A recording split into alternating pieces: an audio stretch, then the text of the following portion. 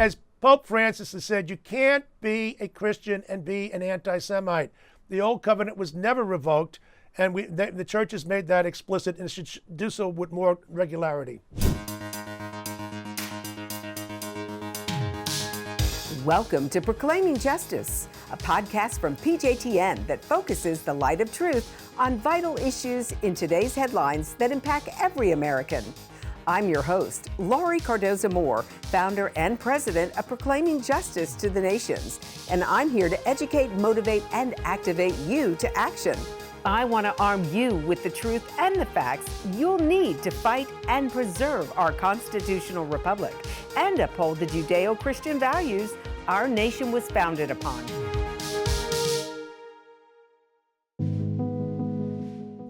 Hello, friends. Laurie Cardoza-Moore here. Before we begin today's program, I want to give you some important context.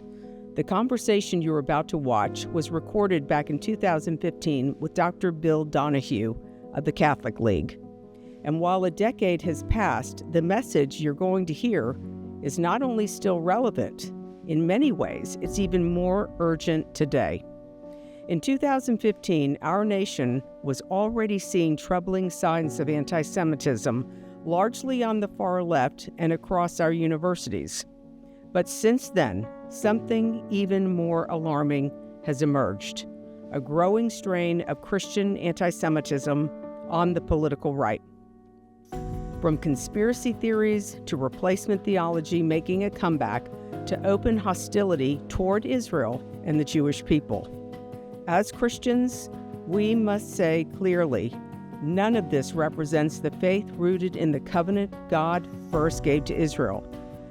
That is why this conversation matters. What Dr. Donohue explains about Nostra Aetate, the Catholic Church's formal rejection of antisemitism, and the theological bond between Christians and Jews, those principles have not changed. In fact, they are foundational truths that we desperately need to reclaim in this moment. So as you listen, remember, this isn't just a historical interview. It's a reminder that across denominations, across generations, the Christian world has already spoken with moral clarity, and we need that clarity again today. Let's go now to my 2015 interview with Dr. Bill Donohue.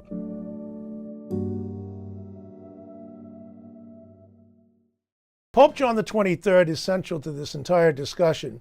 He was actually a foot soldier in the Italian army in World War I. As a Vatican diplomat, he worked in Bulgaria and in Turkey. There have been rabbis who have credited him with saving the lives of Jews during the Holocaust. So we have this aftermath of World War II and the Shoah, and we have the founding of Israel in 1948. This begins to press upon lots of people, not just simply Catholics, a kind of a time for reconsideration and a reaffirmation. Now, I read, and I wasn't aware of this until more recently, there was a French rabbi, Jules, who went to the Pope and said, listen, you've been through this, you know what Jews have done and how we have suffered. But as far as I can see in the Second Vatican Council, they're not going to address this question of anti-Judaism, to be polite, about that in the Catholic Church. He was moved by this, and he said, no, we are going to address it. So I think it's a combination of the big macro events of the Holocaust and the founding of Israel, and a reconceptualization of the Catholic Church's role in the modern world, as well as a more proximate case here with Rabbi Jules touching the Pope, saying, let's go with this. And I think all these things came together.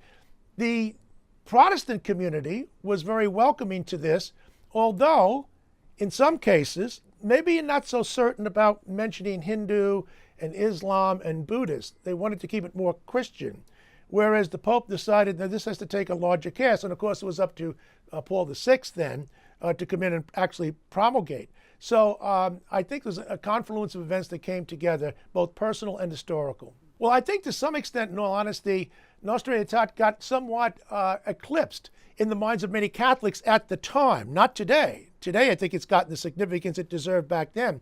Quite frankly, as a young Catholic at the time, we were impressed by a lot of the changes that were going on. Some of them were just symbolic, such as no meat on Friday, but the nuns losing their habit and a lot of changes going on which were unsettling to a lot of Catholics.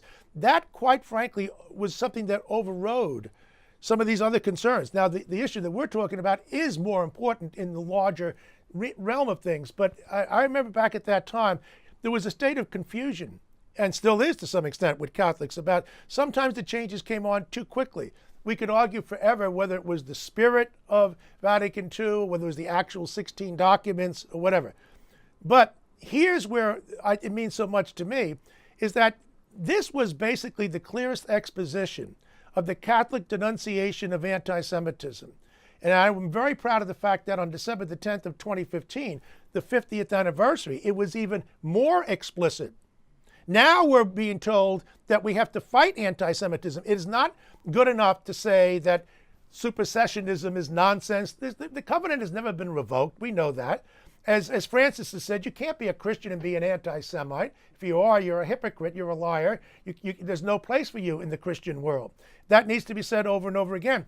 I think so what's happened in 2015 in the 50th year celebration even punctuates beyond what happened in 1965. So I think it's a moment for Catholics. I find very few Catholics today who have any problem with it. I say back then in the 60s, they didn't really have that kind of conversation, at least in the young circles that I dealt with at that time. But most Catholics today, of course, are very proud of it. I remember going to an ADL dinner in honor of John Cardinal Connor here a number of years ago. And this was the centerpiece of the discussion, and how Nostra Aetate did open the doors in the eyes of Catholics who perhaps themselves were, I'm not saying they were guilty per se of anti-Semitism. I don't think they were alert to it. I don't think they were sensitive to it. And while Nazism, as Ed Koch said, is what was responsible for the Holocaust, there's an anti-Judaic element there in Catholicism which had to be addressed. And wherever you find any kind of expression of bigotry, it has to be condemned by any reasonable person, and certainly by the Catholic Church beginning at the hierarchy. As I say, when you're a traditionalist institution like the Catholic Church or the military, you should be open to reform. But when it comes too quickly, it can be convulsive. Now, in the situation here, the relationship with Jews, I wouldn't say it was convulsive. I don't think that most Catholics, certainly when I went to Catholic school, we weren't taught to hate Jews. I don't know that we were as sensitive to the plight of Jews historically with Catholic contributions. That wasn't addressed, but it would be I don't want to leave the impression that there's some kind of a cataclysmic break that took place and that everybody said, oh my God, we have to change. It was back in the 2nd century that one of the theologians in the church argued that the Old Covenant means nothing, it's invalid. The church fathers branded him, Marcion of Samos, as a heretic. So there is that element there, which I don't think enough Catholics are aware of as well. Even going back to the 2nd century, the idea that the Old Covenant is something that we shouldn't respect and is invalid is not part of Catholic teaching. That's been true for a long time. But again, given what happened with the Holocaust and then the founding of Israel, and then of course it's not just with these two popes. We have St. John Paul II, first to visit a synagogue. Here's a man who went to Auschwitz, who dealt with Jews as a young man when he was single himself, and has been followed through with Benedict, very sensitive to him, and with Pope Francis. There are differences between all these popes, John the 23rd and Paul the 6th and St. John Paul and Benedict and Francis, but the one continuing thread is this relationship with Jews. And I don't see that ever changing. I mean, I'm not a seer. I don't see that's too ingrained. That's now baked in. It's caked into Catholic theology, and it has now reached the younger audience. So the younger audience regards this as being passé. Of course, Catholics should have good relations with Jews and condemn anti-Semitism. So I think it's one of the great success stories in my lifetime. It's usually on the fringes where you see this. For example, in Protestant circles, some of the extremely Orthodox circles, that's where you'll see this reflection of supersessionism, which to Catholics, replacement theology is nonsense. And that was restated again on December the 10th of 2015, the 50th anniversary. But so I don't even think it has a role with us. there are some extreme Catholic groups, but they tend not to even be recognized by the church that are on the right, the super Orthodox ones. Quite frankly, I think they're loopy. But in evangelical circles, there is a slice, a segment there that's unfortunately a bigger problem there than it is when we have these people in the Catholic community. So you've got to deal with that. That's a theological impetus. That's a theological bias, a theological flaw. You don't understand Christianity without the Old Covenant. It's impossible. As Richard John Neuhaus once said, we have to be concerned and appreciate the vocation of Abraham. That's what we're all about, to see the bond between the two. Now, on the left, yes, Presbyterian Church has a horrible record in dealing with the BDS movement.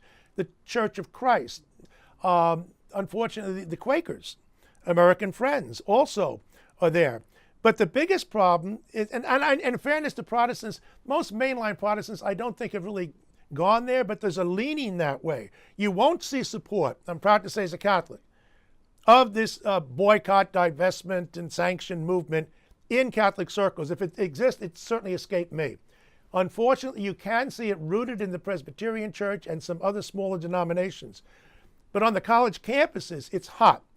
It's big out in California, University of California. Remember, this started with Durban back in 2001 in South Africa fighting racism. Well, Zionism is racism? No.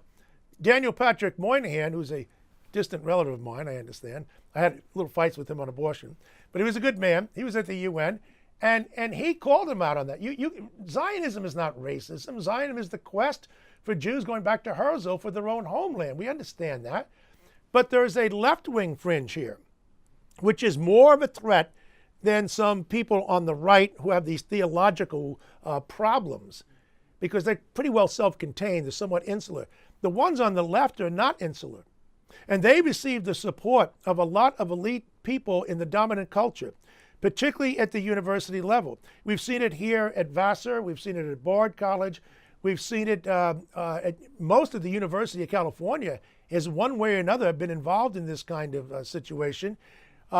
We understand Palestinians and their rights and their needs.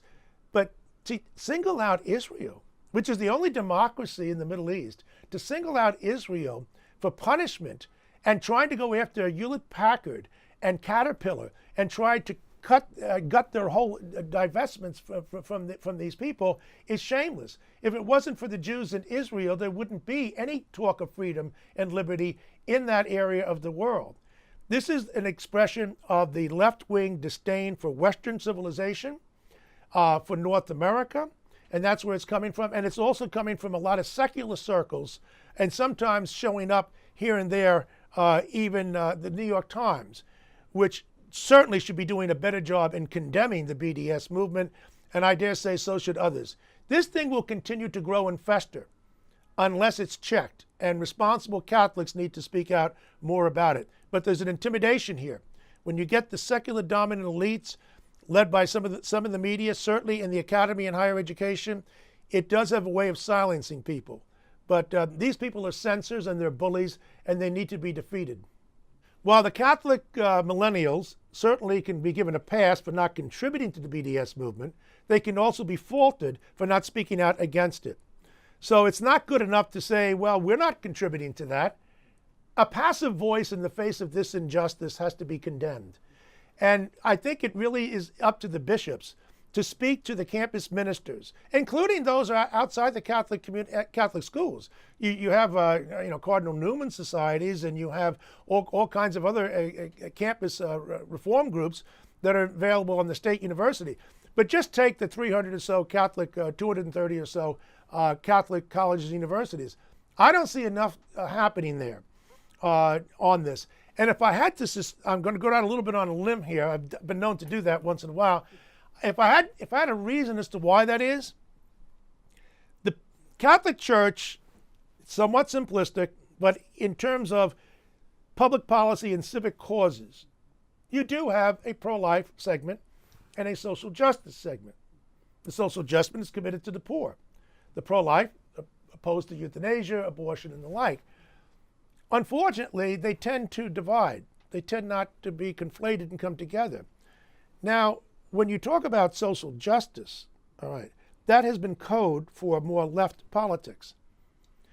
They would be the people who should address the BDS movement, but while I don't think Catholics are rallying to the side of the BDS movement, I think that that segment of the Catholic population, namely the left activist segment, has friends and associates in the BDS movement, which stops them from taking the role that I think they should take. Now, so I think the social justice people are somewhat compromised, quite frankly. That doesn't explain, though, why the pro-life people can't. And sometimes they can be very insular as well. I mean, to get out of their little cocoon, I mean, I'm certainly all in favor of life begins at conception to natural death. We understand that.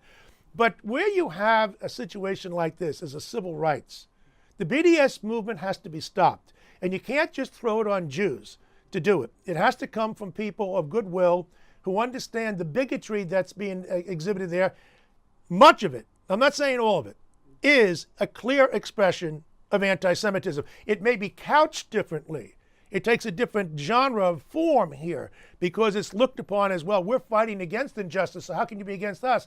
No, no, no. When you single out the one democracy in the Middle East for punitive sanctions, don't tell me that you're the friend of Israel. Don't tell me there isn't at least a trace of anti-Semitism at work. I've been around too long to see that. I know it is.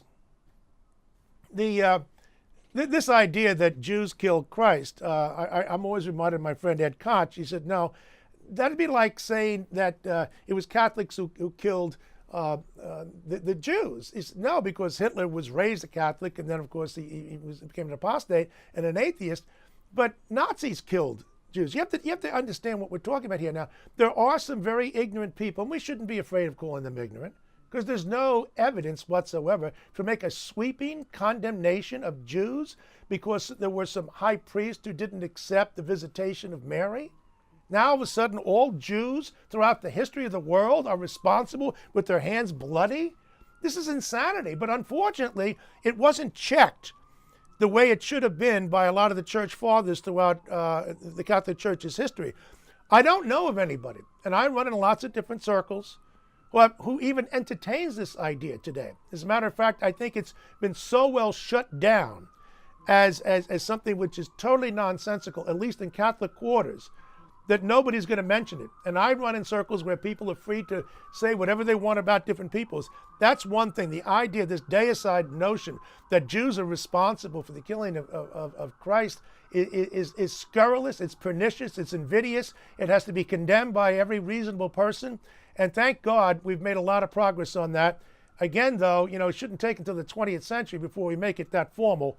But now that it's out there, and as I say, back in 2015, when they reaffirmed Nostra Aetate, they came out and they said, again, you have to combat anti-Semitism. It's not good enough to say the Jews weren't responsible.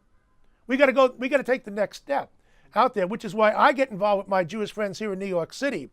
When you have characterizations of Jews in plays at Lincoln Center, Leon Klinghoffer, I was glad to be there and to speak about that situation, as many other rallies with Israel.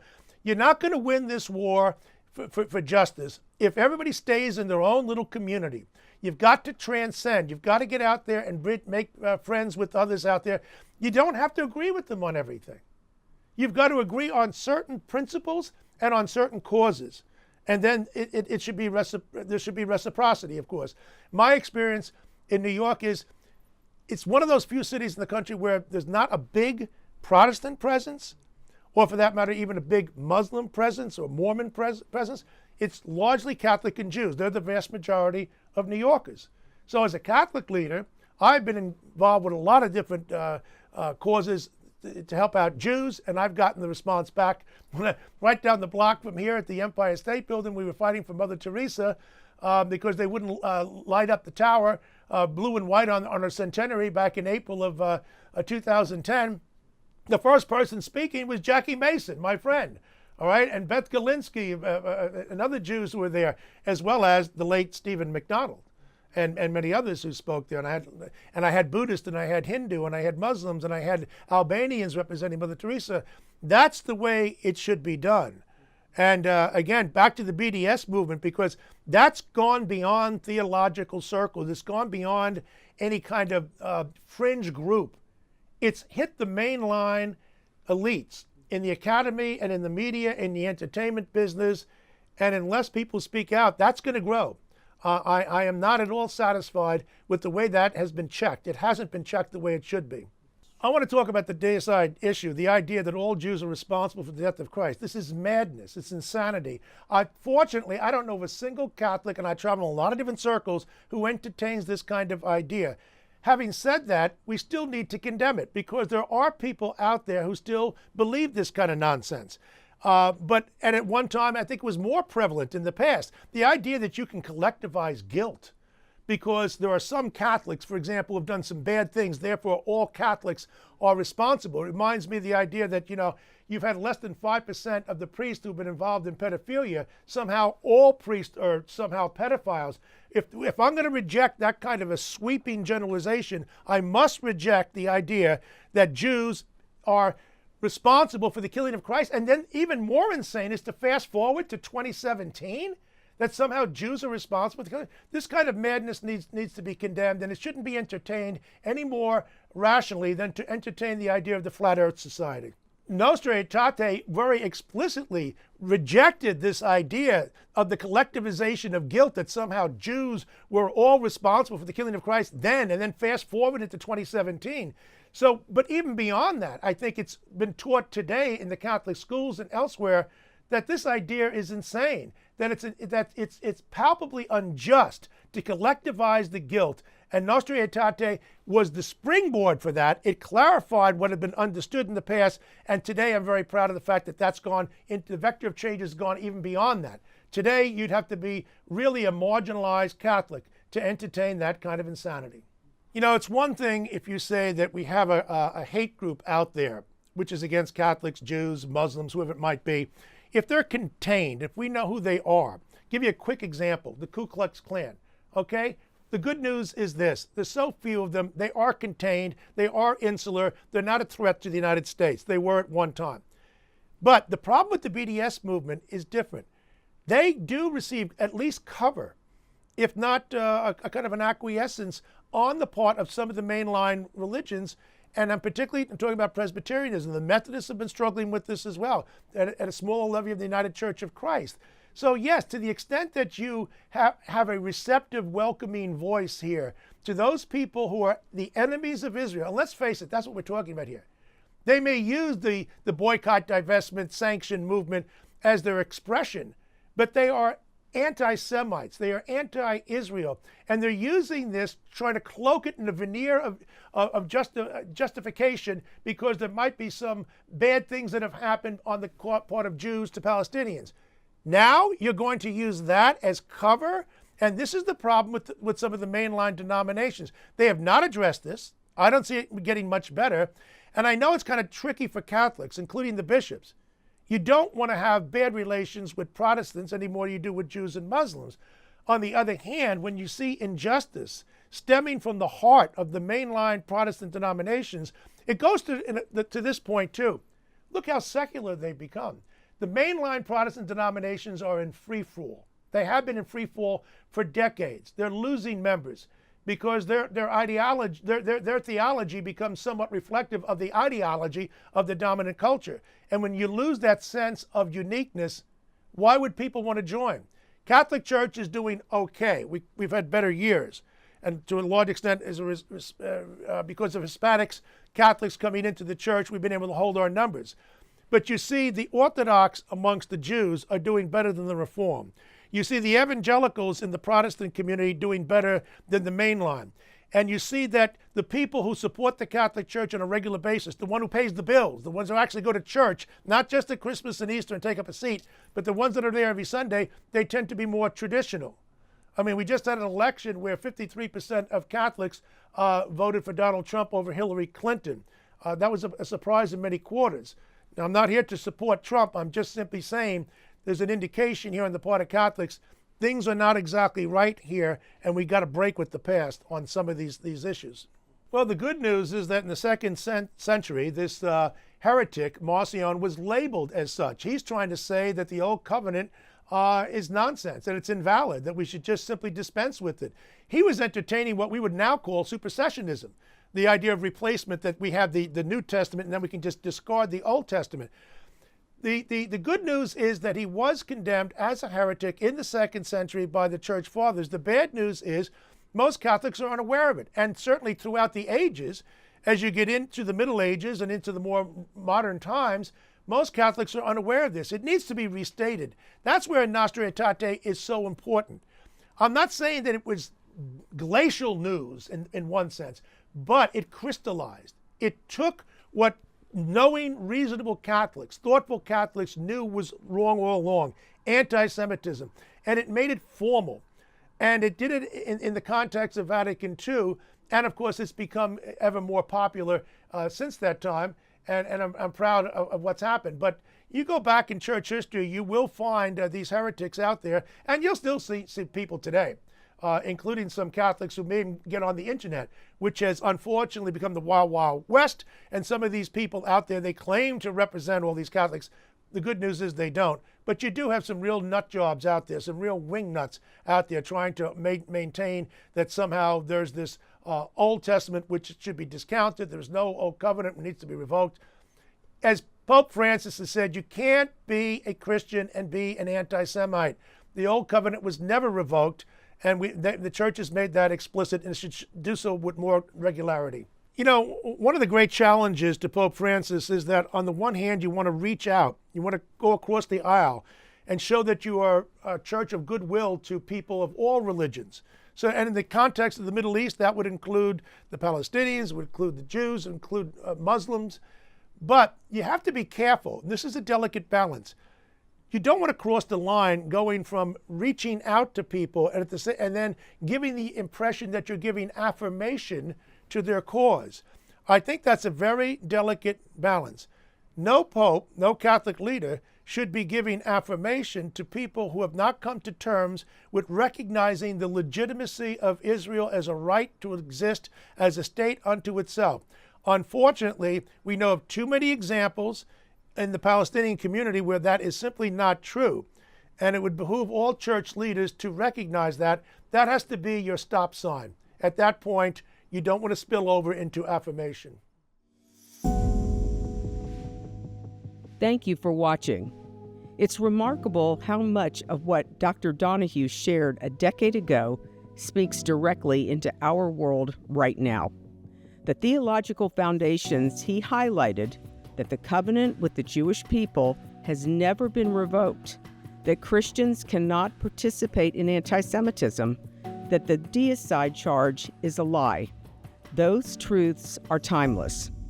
But today, we're facing a new challenge. Anti-Semitism is rising not only on the political left, but now in certain corners of the Christian conservative movement. And we have a responsibility to confront it. Not quietly, not politely, but with conviction.